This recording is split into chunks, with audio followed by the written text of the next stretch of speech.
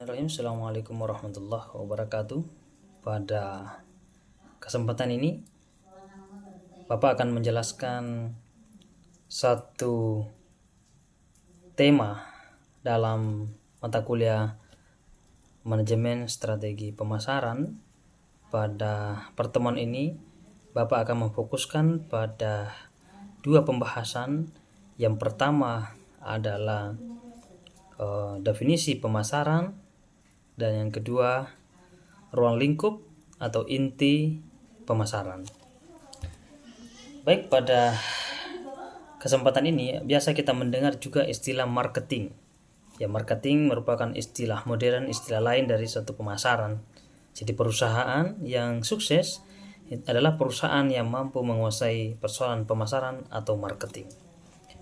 Pemasaran bukan intinya pada penjualan. Ya, banyak yang keliru memahami bahwa pemasaran identik dengan penjualan. Penjualan tidak identik dengan pemasaran, tapi penjualan hanyalah bagian akhir dari suatu pemasaran. Ya, karena pemasaran itu banyak hal-hal yang harus dilakukan di dalamnya, seperti riset, memperkuat merek produk, dan memperbaiki produksi, kualitasnya dan lain-lainnya, dan sampai kepada masyarakat percaya pada produk kita. Jadi penjualan hanyalah bagian akhir daripada satu pemasaran. Baik, pada kesempatan ini saya akan memberikan penjelasan yang lebih mendalam tentang pemasaran. Pemasaran biasa disebut sebagai suatu sistem keseluruhan dari kegiatan-kegiatan usaha yang ditujukan untuk merencanakan, ya, menentukan harga, mempromosikan, dan mendistribusikan barang dan jasa yang bisa memuaskan baik kepada pembeli yang ada maupun pada pembeli potensial. Ya, pembeli potensial itu artinya pembeli yang akan datang, ya, potensi pembeli yang mendatang itu. Nah, tentu itu harus didesain secara maksimal, apalagi dengan perkembangan kontemporer, perkembangan era informasi, ya. Kita menghadapi suatu era di mana kompetitif dalam satu produksi itu sangat dibutuhkan, ya. Ada inovasi, ada kreativitas, ada hal-hal yang baru yang menarik untuk ditawarkan. Itu merupakan suatu langkah yang paling penting dalam pemasaran di masa modernisme atau masa era kekinian, ya. Nah, suatu sistem keseluruhan dari kegiatan usaha yang ditujukan untuk merencanakan, yang menentukan harga, baik itu mempromosikan, menentukan harga, itu sesuatu yang sangat direncanakan, ya. Direncanakan untuk mendistribusikan secara tepat kemudian hari, supaya bisa memberikan kepuasan pada pelanggan yang sudah ada maupun calon-calon pelanggan di masa mendatang. Nah, kemudian pemasaran, istilah yang lainnya atau ungkapan yang lainnya bahwa pemasaran merupakan suatu proses sosial dan manajerial di mana individu dan kelompok mendapatkan kebutuhan dan keinginan mereka dengan menciptakan, menawarkan, dan bertukar sesuatu yang bernilai satu sama lain. Jadi pemasaran juga secara sederhananya, ya, sebagai pengantar pada mata kuliah ini, suatu proses sosial dan manajerial di mana individu dan kelompok, ya, baik itu individu maupun kelompok, mendapatkan kebutuhan dan keinginan, keinginan mereka dengan menciptakan apa kebutuhannya, menawarkan apa kebutuhannya, kemudian bertukar sesuatu yang bernilai satu sama lain. Artinya ada transaksi jual beli, ya, pertukaran antara barang dengan uang, ya, atau nilai yang lain gitu. Ini menandakan bahwa dalam pemasaran, dalam suatu perusahaan, pemasaran itu sangat penting dan sangat urgent untuk dikuasai. Sebab di dalamnya terdapat kompetitif yang sangat dibutuhkan untuk hari ini. Kita menyaksikan banyak sekali perusahaan-perusahaan yang bangkrut, ya, akibat tidak mampu berkompetitif pada era kekinian. baik itu HP, elektronik yang lain, kita akan menyaksikan itu mereka tergilas oleh zamannya. Oke. Nah, tentu perusahaan itu sangat membutuhkan namanya riset ya. Ini akan nanti jelaskan pada kelompok-kelompok yang mendatang bagaimana riset dalam perusahaan itu sangat penting untuk melihat kebutuhan-kebutuhan masyarakat yang kebutuhan masyarakat itulah yang kemudian merupakan ketergantungan satu perusahaan untuk memproduksi sesuai apa yang dibutuhkan masyarakat lokal atau masyarakat tertentu, supaya hasil produksinya itu lebih maksimal, bisa diterima oleh masyarakat dengan baik, dan itu menguntungkan. Nah, jadi perusahaan yang hebat adalah mampu mengubah kebutuhan masyarakat menjadi bisnis yang sangat menguntungkan.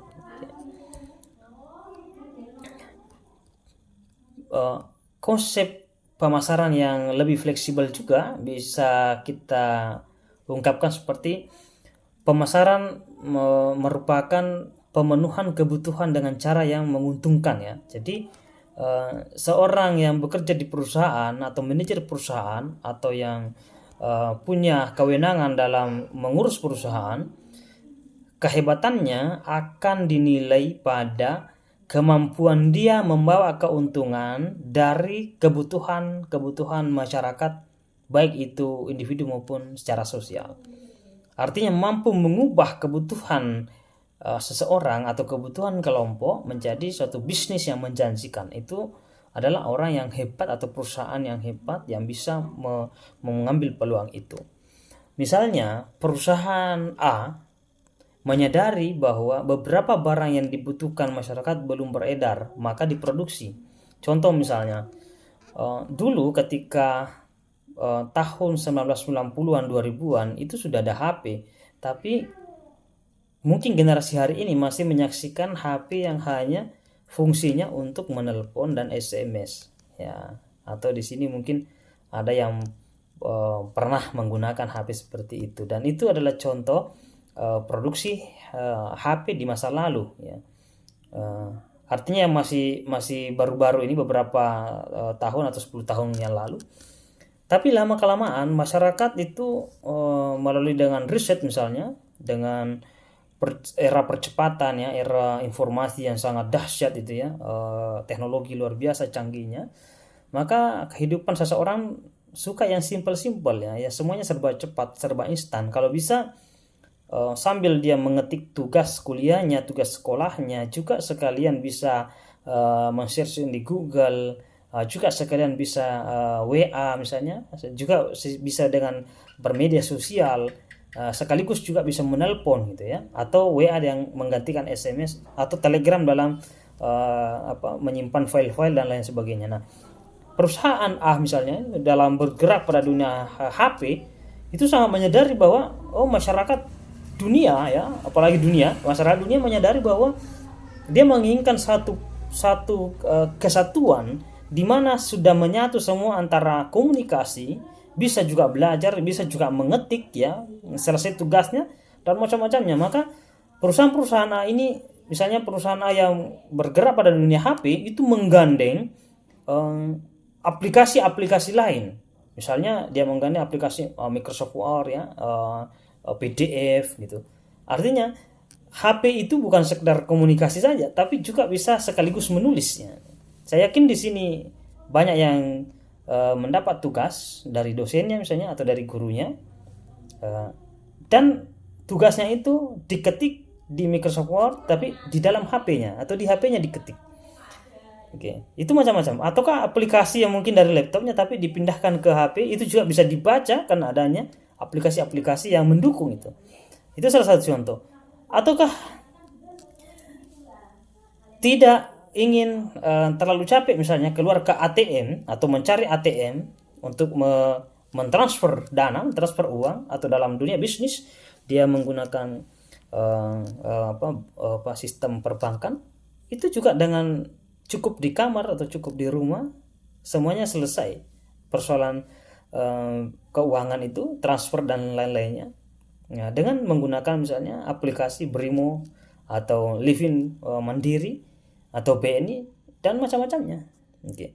Ini menunjukkan bahwa HP ya, mungkin sering saya katakan bahwa HP saat ini ya, tidak lagi menjadi kebutuhan sekunder sebagaimana yang pernah dipercakapkan oleh Abraham Maslow ya, dengan kebutuhan-kebutuhan primer dan sekunder. Sekarang sudah menjadi kebutuhan primer ya, kebutuhan yang sangat penting, sebab di dalam HP itu misalnya sudah ada komunikasi, sudah bisa WA dengan teman-teman, kerabat dan lainnya, juga sekaligus penyimpanan uang, bisa bertransaksi melalui HP itu, juga bisa menulis karya atau makalah yang mungkin akan dipresentasikan besoknya, dan itu ketika hari presentasi kelupaan HP-nya, bisa saja semuanya menjadi gagal ya, karena semuanya dalam menyatu di situ. Nah, ini perusahaan yang sangat hebat yang menggilas berbagai macam HP-HP yang lain yang tidak mendukung kebutuhan masyarakat masa kini. Jadi teknologi yang tidak mendukung atau kurang mendukung kebutuhan masyarakat masa kini bisa dipastikan dia gagal dalam pemasaran. Akhirnya gulung tikar dalam perusahaan. Itu banyak kita saksikan. Oke. Kemudian selanjutnya perusahaan B misalnya, yang tadi itu dia memahami betul bahwa kebutuhan masyarakat seperti ini, maka dia memproduksi sesuatu yang dibutuhkan masyarakat. Nah, perusahaan B contohnya paham banyak masyarakat yang menginginkan HP yang bagus tetapi harga murah itu. Ini biasa dalam kajian-kajian ekonomi antara kapitalisme, sosialisme gitu kan, ataukah bagaimana perusahaan-perusahaan Cina yang sangat menguasai terutama teknologi dalam dunia HP itu sangat menguasai di Indonesia karena mereka punya konsep bisnis menengah ke bawah tapi kelipanyaknya. Bayangkan bisa dipastikan bahwa sampai di pelosok-pelosok desa pun hari ini itu sudah masuk HP-HP yang kualitasnya cukup baik ya, semuanya bisa menggunakannya dengan baik tapi murah gitu. Nah, itu biasa kita identikan dengan HP-HP Cina. Nah, HP-HP Cina pada awalnya memang kita merasakan atau pernah dirasakan kurang begitu tahan ya, atau kurang begitu berkualitas, tapi lama-kelamaan dia terus berinovasi. Akhirnya dia bisa menciptakan suatu produk yang sangat diminati oleh masyarakat dari menengah ke bawah pun, bahkan mungkin menengah ke atas juga ada menggunakannya, tapi dengan harga yang terjangkau dan fasilitas yang sangat istimewa dengan kemampuan yang sangat hebat. Nah, ini adalah satu perusahaan yang sangat memahami bahwa ternyata banyak menginginkan HP, terutama misalnya seorang pelajar atau mahasiswa-mahasiswa.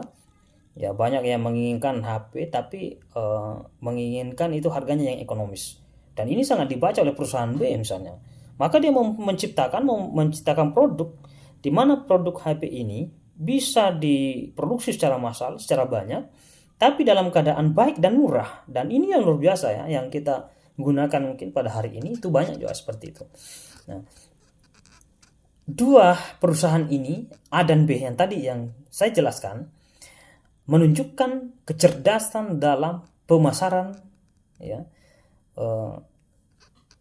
atau kecerdasan dalam marketing, karena mengubah kebutuhan pribadi dan kebutuhan kelompok atau kebutuhan masyarakat menjadi peluang bisnis yang sangat menjanjikan atau menguntungkan ya. Jadi dia menciptakan itu. Ada juga yang lain atau jalur yang lain, yaitu berusaha menciptakan kebutuhan ya, atau membuat kebutuhan baru yang belum pernah disadari sebelumnya ya. Seperti tadi juga mungkin dengan mengubah aplikasi-aplikasi melalui promosi dan lain-lainnya, mungkin masyarakat itu atau orang tertentu itu tidak begitu butuh sebenarnya karena HP-nya masih bagus, tapi karena diluncurkan lagi aplikasi yang bagus ya, fitur-fitur yang bagus, yang lebih lengkap dan desain yang menarik, akhirnya menjadikan seseorang itu sebenarnya tidak butuh menjadi butuh ya. Jadi atau keinginan atau hasrat yang sangat tinggi untuk memiliki itu, akhirnya HP yang lama diganti dengan HP yang baru ya, dijual dengan murah dengan membeli sesuatu yang lebih mahal lagi atau yang baru lagi. Nah, ini adalah suatu perusahaan yang berusaha ya tidak menciptakan produk sesuai kebutuhan masyarakat, tapi dia menciptakan produk supaya masyarakat butuh ya.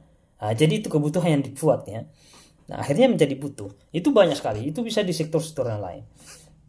Nah, Saudara, kemudian pada hal yang lain, ada konsep pemasaran merupakan suatu falsafah khusus yang menyatakan bahwa pemasaran kebutuhan merupakan syarat ekonomi dan sosial bagi kelangsungan hidup perusahaan. Jadi perusahaan itu memiliki kelangsungan hidup ketika mampu menguasai kebutuhan ekonomi dan sosial. Faktor sosial ekonomi mempengaruhi pemasaran. Yang pertama misalnya, pengaruh perkembangan iptek.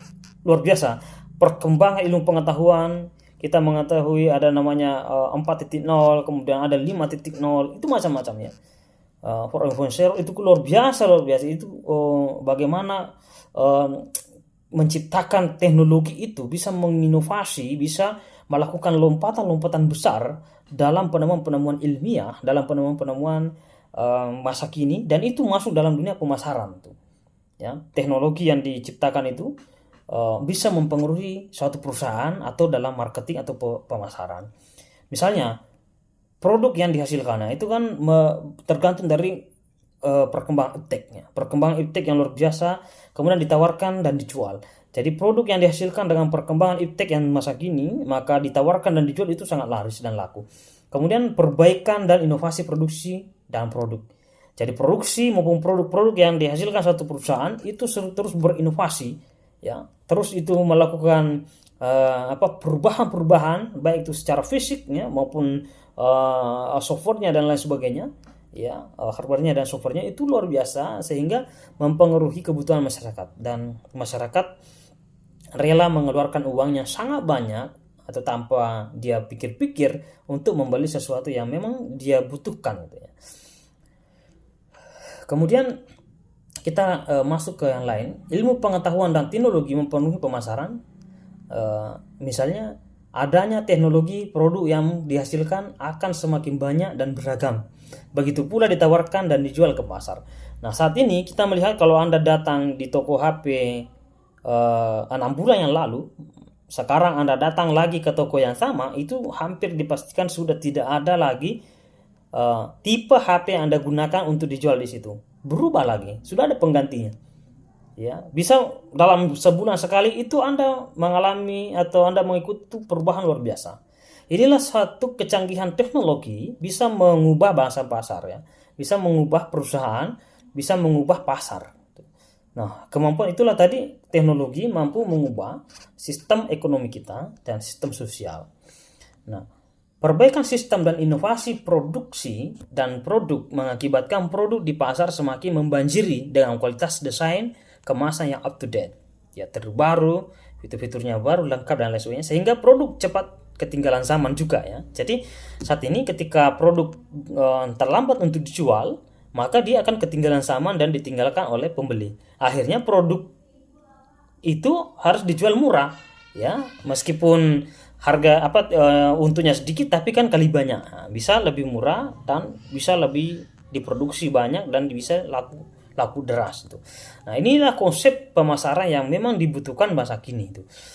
Perusahaan yang tidak mau meriset, perusahaan yang tidak mau mengambil mengambil waktu yang cukup untuk mendesain, untuk berinovasi, untuk beradaptasi, maka dia dipastikan gulung tikar. Pasti itu. Itu sudah hal yang sangat lumrah dan sangat kita saksikan pada saat ini. Jadi contoh misalnya,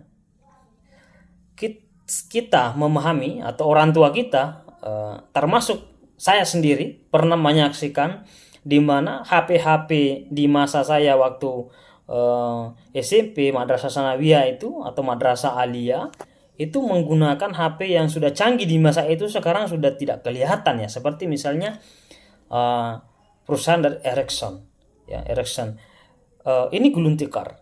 Kemudian Ericsson mulai gulung tikar menggandeng Sony, ya, ada dari HP Sony itu menggandeng namanya Sony Ericsson. Ya, ini dua perusahaan yang bergabung supaya bagaimana dia bisa berinovasi tapi tidak sanggup juga. Kemudian ada Siemens, ya, Siemens, ada HTC, kemudian ada LG. Nah, ini juga perusahaan, sebenarnya perusahaan-perusahaan teknologi yang bukan HP. Nah, kemudian dia berinvestasi ke HP tapi akhirnya gulung tikar juga. Ini tidak mampu beradaptasi.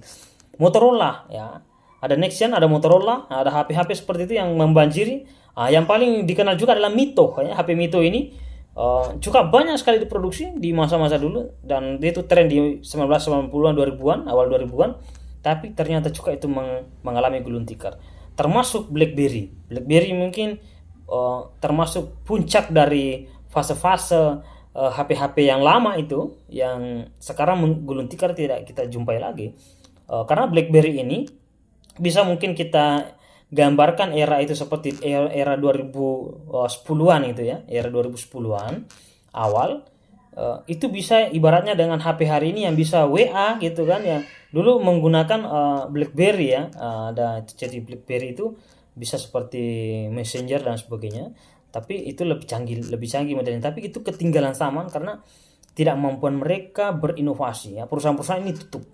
Sekarang yang membanjiri pasaran itu Apple ya, membanjiri pasaran seperti misalnya yang sangat laku drastis dari kalangan ekonomi menengah ke bawah, seperti misalnya HP Vivo ya, iPhone, Redmi gitu kan ya, dan macam-macamnya ya. Beberapa merek-merek HP yang masa kini itu yang mengalami lompatan-lompatan besar karena kemampuan dia meriset, kemampuan dia membaca kebutuhan masyarakat global, kemampuan dia berinovasi, menawarkan fitur-fitur yang baru, desain yang baru, menarik, itu menarik para pelanggan. Akhirnya perusahaan-perusahaan yang tidak mampu berinovasi, beradaptasi, itu mengalami gulung tikar. Nah, ini kegagalan mereka dalam pemasaran atau dalam marketing. Ya, bukan pada penjualan, tapi keseluruhan dalam perusahaan itu, baik risetnya itu kan, dari kualitasnya dan macam-macamnya ya. Oke. Baik, kemudian konsep inti pemasaran ya, kita melangkah ke sini, atau ruang lingkup satu pemasaran bisa meliputi kebutuhan ya. Jadi salah satu ruang lingkup dari satu pemasaran atau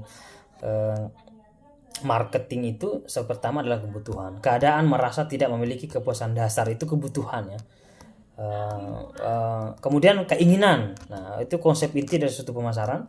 Keinginan, hasrat akan pemuas tertentu dari kebutuhan tersebut. Jadi ada hasrat untuk memiliki itu kan, ada hasrat untuk menggunakan itu, maka itu adalah konsep inti dari suatu pemasaran. Kemudian yang ketiga, permintaan, keinginan akan sesuatu produk yang didukung dengan kemampuan serta kesediaan pembelinya.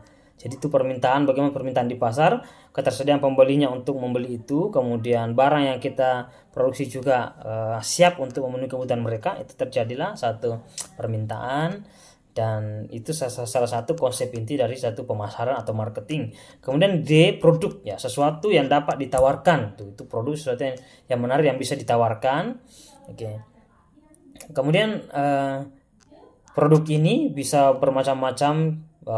Produk yang satu bisa ke genre yang lain ya, bisa ke jenis yang lain, itu tergantung kemampuan pemasaran dan pembacaan perusahaan itu terhadap kebutuhan masyarakat, atau kemampuan perusahaan itu menciptakan kebutuhan baru yang sebelumnya tidak dibutuhkan. Nah, itu perusahaan yang hebat ya. Kemudian nilai, perkiraan konsumen tentang kemampuan total suatu produk untuk memenuhi kebutuhannya. Jadi angan-angan ataukah ancang-ancang ataukah persepsi masyarakat ataukah keinginan masyarakat atas produk yang ingin dibelinya, itu dia mempersepsikan atau memperkirakan tahan sampai sekian tahun misalnya, atau kualitasnya bagus itu kan, kemudian mungkin juga sebagai juga style ya, gaya hidup dan macam-macamnya. Nah, kemudian nilai setiap produk tergantung dari seberapa jauh produk tersebut bisa mendekati produk ideal ya. Begitu juga dengan masyarakat, kira-kira apa yang diidealkan masyarakat, kebutuhannya yang ideal gitu kan, keinginan yang ideal itu hampir memenuhi itu ya, minimal hampir memenuhi itu disebut sebagai barang yang bernilai gitu ya.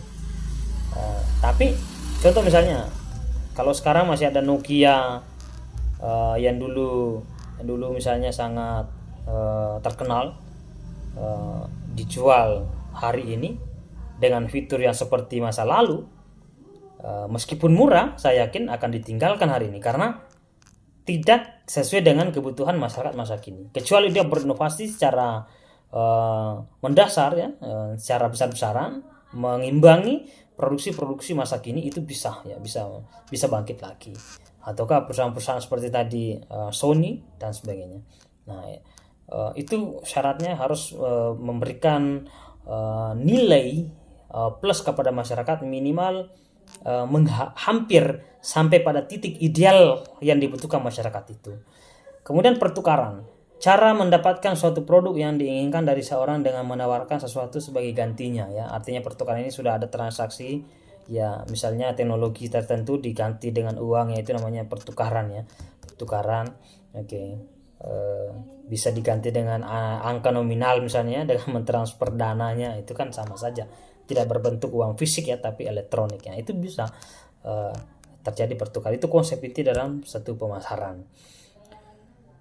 Kemudian pasar terdiri dari semua pelanggan potensial yang memiliki kebutuhan atau keinginan tertentu serta mau dan mampu turut dalam pertukaran untuk memenuhi kebutuhan atau keinginannya. Itu pasar, ya. Terjadi adanya pasar, semua pelanggan potensial yang memiliki kebutuhan atau keinginan tertentu serta mau turut dalam pertukaran. Nah, di situ terjadi pemasaran. Kemudian yang bagian akhir adalah pemasar, ya. Orang yang mencari sumber daya dari orang lain dan mau menawarkan sesuatu yang bernilai untuk itu. Nah, ini namanya pemasar, ya.